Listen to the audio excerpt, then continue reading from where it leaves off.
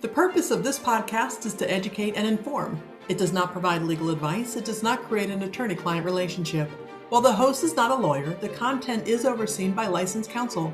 If you need help with a legal matter, you should always consult with a qualified attorney. Imagine completing law school, becoming a licensed attorney, moving to another state, and then being told that you cannot practice. Not because you failed the bar exam, but because of where you went to school. That's exactly what happened to my guest today, attorney Nelson Locke. For decades, Texas required graduates be of ABA accredited law schools to sit for the Texas bar. But recently, the Texas Supreme Court has ended its reliance on ABA accreditation, which means that the state will now determine its own standards for which law schools qualify graduates to practice law. Nelson graduated from Purdue Global Law School, a non-ABA accredited law school. And despite being a licensed attorney in California, when he applied to practice law in Texas, his application was initially denied because his degree did not meet the state's requirements at the time. But Nelson did not stop there.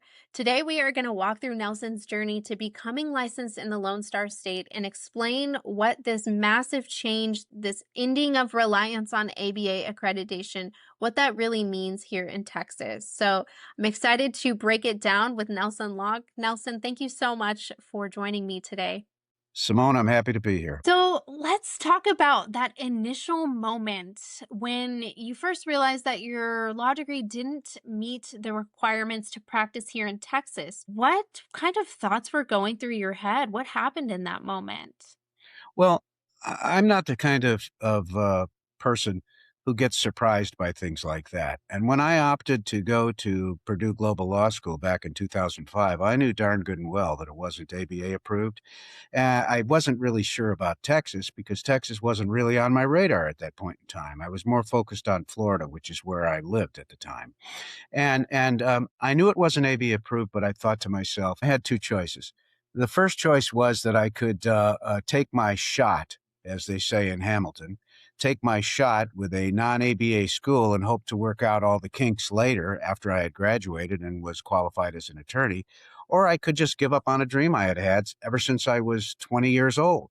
I had actually gone to an ABA law school in San Diego in 1977 and 1978, part-time, but my full-time job was in the retail management field, and I was transferred from California to Texas at that point in time, and my degree, my credits didn't transfer with me. So in other words, I had about a year and a half of ABA. I was doing all right. It was okay. And I liked it. And then I let 25 years go by, and then I decided, hey, if I'm going to do this, which I've been dreaming about my entire life, I need to do it now. And that's how I chose Global. So I guess your thought about when did I realize my degree might be problematic, I knew that from the get-go because they were very clear on disclosure, but I wasn't concerned about it because I knew that, number one, things change over time, and number two, I knew that I was a pretty persuasive person and that I could fight this battle and probably win. Yeah, well, it sounds like you were very persuasive. You did end up, getting your degree and getting your license here in Texas, being able to practice. When you first learned that Texas required graduation from an ABA accredited law school, you were licensed in California, you've moved to Texas. What did that mean for your ability to practice? And how did this impact you personally? Well, let's take it back to when I passed the California bar and was sworn into the California bar in 2013. I had a strategy, and I think anybody who watches a show like this, a podcast like this, should think about this. If you don't have a strategy about what you're going to do with your education, how you're going to plan it, how you're going to turn it, and how you're going to monetize it is really the key word. How you're going to monetize all this investment you have in your education, well, shame on you. Well, I had a strategy, okay? And my strategy was to take an area that I knew very, very well, which was the mortgage industry, which is a very complex area of rules and regulations and law and codes and so on and so forth. Plus, it's an area that's very important to the economy because our economy basically is driven by the housing industry. I mean, just think about all the interest rate arguments that you see in here and about the different things we see with Secretary Powell and so on and so forth. Okay, so the reality was I already knew that. So I thought, well, okay, I've been running a mortgage company for 25 years in Florida. I'm graduating from law school. I've just passed the bar. And what is my strongest area of expertise? I had 20 some years of retail management, which I just didn't want to go back to, period. And then I had 25 years of running a full HUD Eagle mortgage banking firm. So at one point, I even had taken it public. So I had exposure in the mortgage industry to just about everything you can think of from a state side or from the federal side, all that knowledge. And I said, I'm going to stay in my wheelhouse. I'm going to be a federal mortgage compliance attorney, because there weren't too many. And there certainly were not too many, probably less than 5 nationally, that Wow. actually had run a mortgage company. So here I was with hands-on, boots on the ground experience, and now a law degree and a bar license. And see, if you practice federal law, you don't have to have a state license in any state in this country. You just are not allowed to practice state law. So that means that when I was living in Florida at the time, I was going to practice federal law on the strength of my California bar license. And then in 2014, when I brought myself to Texas, I knew I could continue with my clients on a federal level while I was in Texas. But here was the thing. I got so many good clients, and they would call me with state specific problems in Texas that I could not help them with. Yeah. All I could do was find another attorney and make a referral and simply hope and pray and cross my fingers that the person that I was referring them to really did know something about the Truth in Lending Act or RESPA or the Consumer Financial Protection Bureau or the SAFE Act or what was going on with Dodd-Frank and why do we have it, or the Privacy Act. I could go on and on and on. I just had to I hope it works out. And I would Right. tell these people because that's just the way it was. So you said, how did it impact my practice? It didn't. Graduating from a non-ABA school didn't impact it at all because I had a federal practice where I focused, and most state laws are derivatives of federal law anyway. I had a practice that was very helpful to these people, and I had 200 and when I got here in Texas, I think I had 230 after just 3 years, 200 client companies in 24 states. Wow. That's what you can do if you try. Yeah. That's what you can do. Well, So it sounds like the citizens of Texas were missing out on what you could provide them with, on the help that you could provide them with, you know? absolutely right. There is a legal desert as it relates to mortgage regulatory law and having somebody that you can work with who actually does understand what it is that's going on. Your situation eventually made its way to the Texas Supreme Court, and we've previously talked, you mentioned that this was quite a battle. So can you talk to me about what happened during that process that did allow you to move forward and eventually become licensed here in Texas? I'll give you the short snapshot of what I attempted to do. So I had all these Texas clients that I really wanted to help, the mortgage industry legal desert, so to speak. And I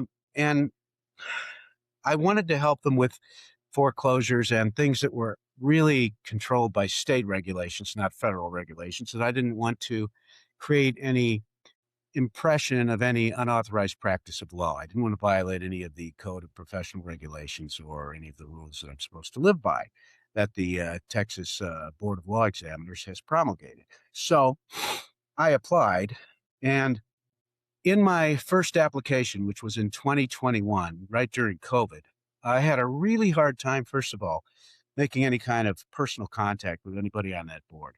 But I guess that's understandable because of COVID. But what happened was my application was treated mm, very casually. And I was rejected probably within 3 months of when I had applied. And I was rejected for 2 reasons. And this was a surprise to me.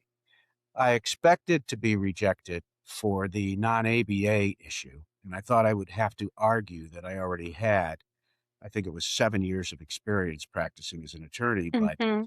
okay, so there was a work product, a body of work product that could be shown to Texas that indicated that I did know how to conduct myself as an attorney. There was no Yeah. question about that.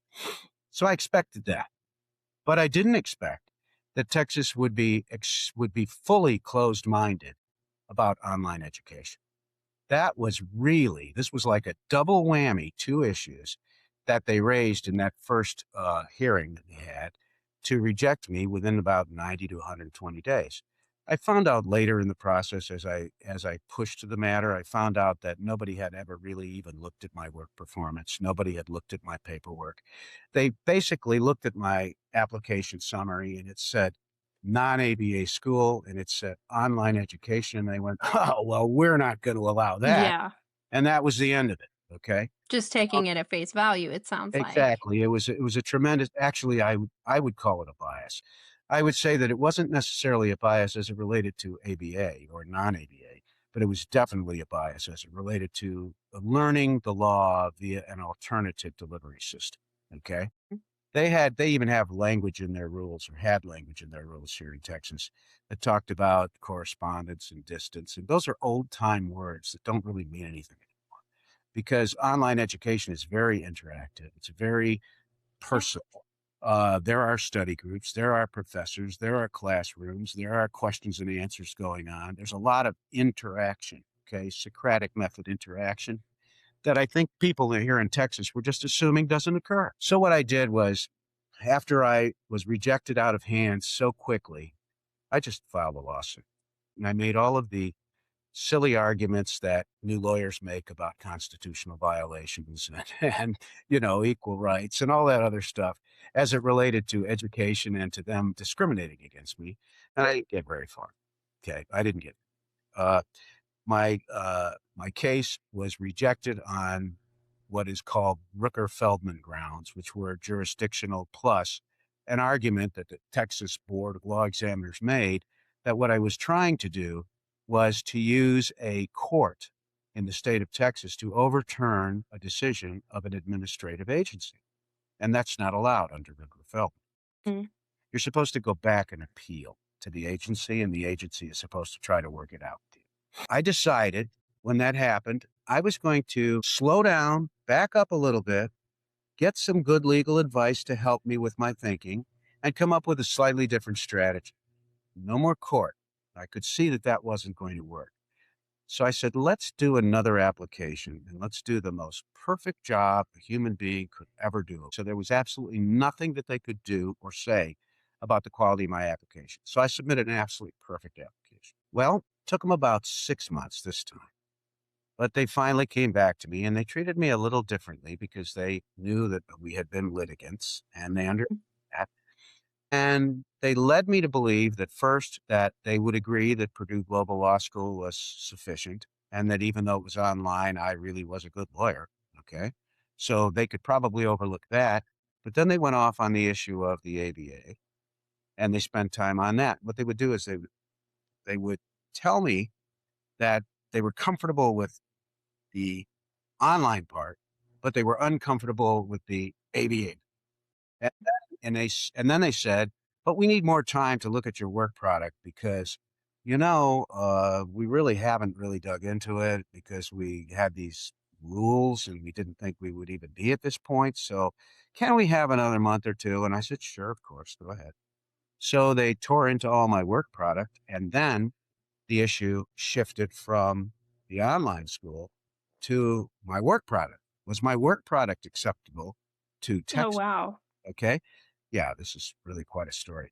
And I ran into problems because there was literal readings of some of the rules about having to have an exclusively federal practice if you wanted to use your federal practice as your work product for the state. And I had kept some clients in California where I was state approved and state licensed.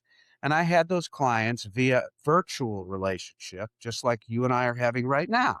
And it works extremely well, just like Mhm. online law school did. But you see, Texas couldn't wrap its brain around it. So Texas came back with an argument that my practice wasn't exclusively federal because I had these, 10 or 12 clients that I was still taking care of from when I first got established as an attorney. So they rejected me again. And they told me in that rejection that there was no way for me to appeal unless their decision was based on poor moral character.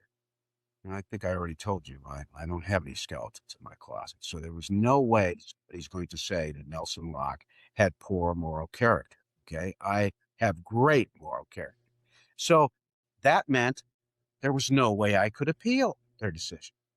And surely somebody, surely even the voters, somebody must supervise the Texas Board of Law Examiners. Well, they're an agency of the Texas Supreme Court. Okay. And they're created by the Texas Supreme Court and they serve at the pleasure of the Texas Supreme Court. Only they didn't know that. so, so the argument they put forth to me was, you've got nowhere to go. And I said, oh, come on. This is America. In America, everybody has a chance to fix if there's a deficiency. What's the cure? That's the way we talk about these things in law. And they went, well, yeah, there's a cure for you, Mr. Law. I said, why don't you go back to an ABA law school and get a new 3-year degree, and we'll accept it. Now, Simone, I don't like to talk about this, but at that point in time, I'm 73 years old. Okay. Go back to law school at 73. That means 76. Then take the Texas bar. That's maybe another year. That's 77. I would have been 78 if all of my cylinders had been firing properly and I had done Right. absolutely everything right. Is that fundamentally fair to me? The answer would be no. No. So I thought the real problem here is, how do you get the Supreme Court to pay attention to Nelson Locke? I'm just one guy. And furthermore, this is probably not too popular of an issue. ABA, online, I mean, that's all pretty strange stuff. Mhm. These older, more established attorneys to wrap their brains around. So at any rate, I sat down with legal counsel and we thought about how we're going to do this. We thought, well, we're going to go to the Supreme Court and we're going to, first of all, educate them about what has been going on with Nelson Locke and the TBLE. And then we're going to point out to them that the TBLE doesn't think that they have to answer to anybody. And we don't agree with that argument because we believe the Supreme Court has direct supervisory authority over the TBLE. And we crafted, and then we thought, well, if we're going to craft like a petition or a writ of mandamus, and we look at the statistics, in Texas, for example, if you file a writ of mandamus in Texas, you have perhaps a 4 to 6% chance of that even being accepted for review. And then if you are so lucky that they've accepted it for review, you have probably a 2% chance of it. Whew. So the statistics were telling me, and my lawyer friends, including one who was working for me, said, you can't prevail. These numbers are just not going to work for you. This is going to work. So I kept thinking, what can I do? I thought, well, what about a legal mechanism appealing these decisions that the Supreme Court has to answer and can't say no to? So we bifurcated our argument. Mhm.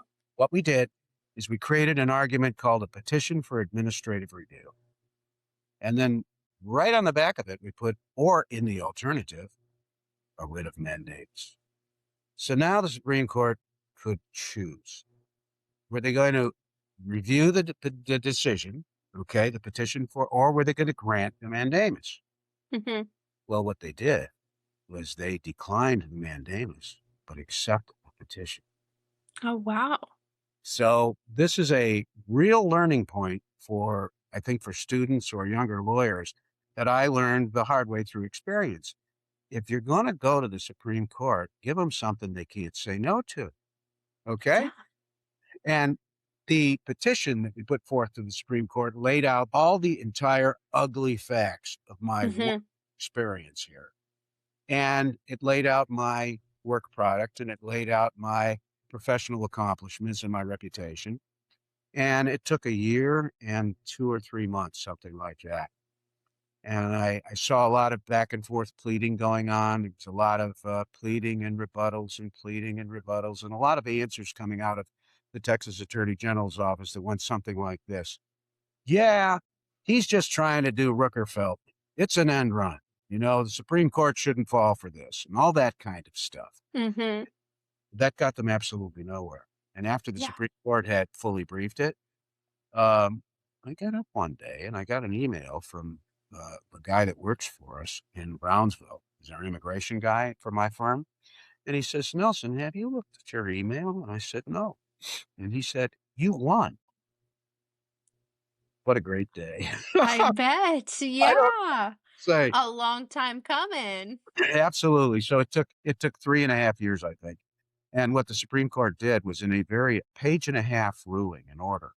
They wrote an administrative order, which is published, I think it's number 25-9024, something like that. And what they did is they recited the facts first. This comes to us because of this. Here's what the state Texas Board of Law Examiners have said. Now let's look at Mr. Locke. And they went through Mr. Locke, and they went through my education. They went through my work product. They went through Purdue Global. They went through the fact that Purdue Global wasn't ABA approved, but was state accredited. And wasn't that kind of the same thing? And they went through all these nice logical arguments, which I had been hoping all along I would get, and I did get. And then at the very bottom, they go, so it's our decision that Mr. Locke has shown good cause to be admitted immediately to the Texas bar, and we would like to remand this whole thing back to the Texas Board of Law Examiners and let them look at it again. Mm-hmm. Really nice way of telling them to get over this, which Yeah. I liked. I really liked that. I thought that was great work. And then a couple of days later, the Texas Supreme Court issued another order, and in that order, they said, we've been thinking about this whole ABA thing. Now I'm thinking to myself, well, that's pretty coincidental, isn't it? Okay. Mm-hmm. And they go, we've been thinking about this whole ABA thing, and why are we, the state of Texas, smart as we all are, why are we letting the ABA tell us what schools are good and what schools are not? And why aren't we looking at the schools and looking at the performance and their reputation and how their graduates are functioning and so on and so forth? And so they said, we're going to open this up for public comment, and we want to report back from the TBLE, and we'd like to hear from anybody interested. What would you think if we just cut the ties with the ABA and reasserted ourselves as the Supreme Court of Texas in the position of supervision over bar admissions and approval of schools? And I'm going to tell you something. It was like Christmas. That was what I had been wanting all along. And I knew that this was a long time coming, and I knew it needed to come because, let's face it, Simone, online education is not an untested concept. There are Right. a tremendous amount of us, and you're talking to one, who are pretty good lawyers who did it all that way. And the reality of it is there are also other professions. There are CPAs, there are nurses. I can go through a whole bunch of fields where people are getting their degrees online. This isn't something new. But in Texas, they acted as if it was some kind of aberration that you had to back away from out of fear because, we'll run amok and we'll wreck the legal profession. Okay? So I Yeah. was happy to see the Supreme Court stepping up and actually taking a position.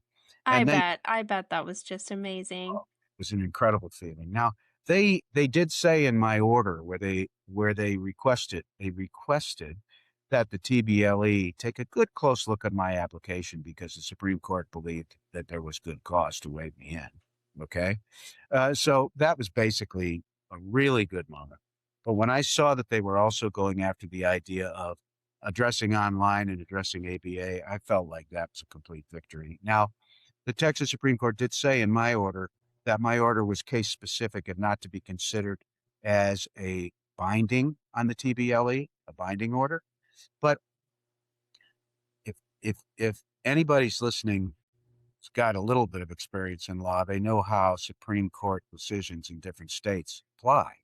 And like a Supreme Court decision in the state of Texas, it applies in Texas, period. And if it applied to somebody that was in Indiana trying to accomplish what I did, it would be persuasive. Okay. So I was just totally happy with that. I didn't care that it was case specific because Mm-hmm. worst case, it was persuasive. And that's what we do as lawyers. We persuade. Exactly. It's a persuasive Supreme Court decision. So anyway, you now know that went a little bit further, and the Supreme Court did decide to just take back the authority over Yeah. school approvals. And now they're in the process of trying to put some of those rules together so that they can implement these changes. Now, there was something that I think is worth pointing out. When they asked for the public comments, they did get comments from 10 ABA-approved law schools here in Texas. I don't know if you've seen that or not, I but haven't, no. there were 10 law schools in Texas that wrote responses. 9 of the 10 argued for the ABA. Mhm. So in other words, the establishment reared its ugly head and said, listen, we're not looking to the left. We're not looking to the right. We're going to stick with what we know. So Yeah. it's ABA. And they wrote these persuasive, big, long white papers, and the Supreme Court read them all. And one dean, other than the dean of Purdue Global Law School, who also wrote an amicus brief for the Texas Supreme Court and for my case, I'm very honored. The dean of UT wrote a letter back and said, this is probably a good idea. So here we go. We have 9 deans that said, oh, no, people are going to run amok. Mhm. This will wreck everything, right? I'm paraphrasing. But then the dean of UT says, well, maybe we should take a deeper look at this. Maybe there's something going on here that we could do. And because we're in Texas and because we know Texas, maybe we can serve Texas consumers better. Well, that was the whole argument. So I loved it. Anyway, Yeah. go. No, I'm sure that was in one ear, out one out the other for some, unfortunately. I knew I loved being a Longhorn. There But you go. no, I think that's, absolutely that just because it's different, just because you haven't done it before, doesn't necessarily mean that it's going to create negative results. I mean, look at where we're at. We're at the age in which everything is new. The things that we've previously done have now been innovated and are completely different from how they were 10 years ago. Well, So we have to be looking. you have to think about that. Think about electric cars versus not electric. Hmm. I'll never own one, but the reality is they're good and they serve a purpose.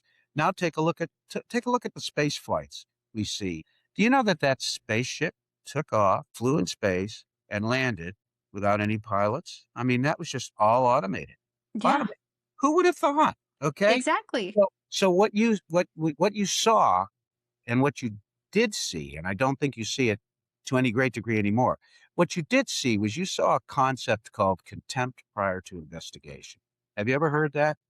Okay, that's a strong concept. And Yeah. whenever I get hit with arguments that are totally illogical and are irrelevant and are timeline based, but in the past, that's what I always look at. I'm dealing with somebody who does not want to open up their mind.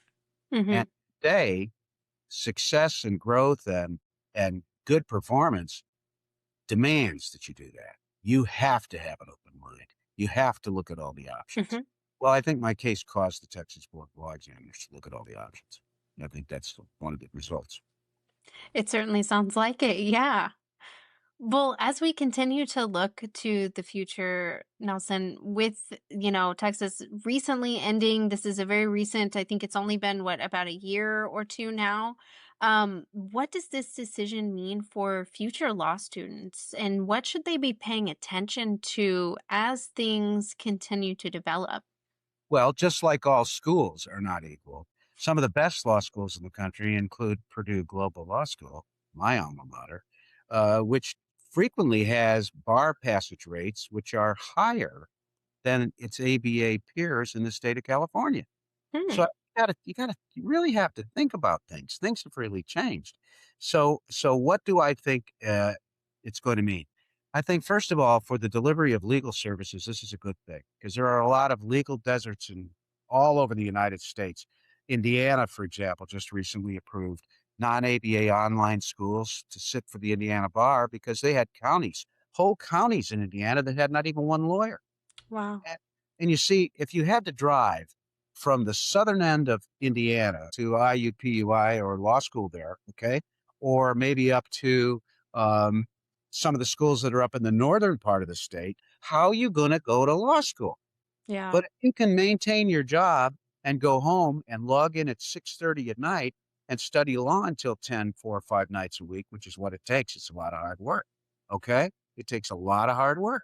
But if you can do that, you can have your job, support your family, be a member of your community, and get your law degree And then ultimately it all comes together because now you're a licensed lawyer under these changes in a community that otherwise wouldn't have one. Yeah. So that's one very, very important argument. Here's another one. I earned back my entire 4 years of law school, plus all my bar exam expenses, plus the baby bar expenses, plus the cost of flying from Florida to California for all these different things. Hmm.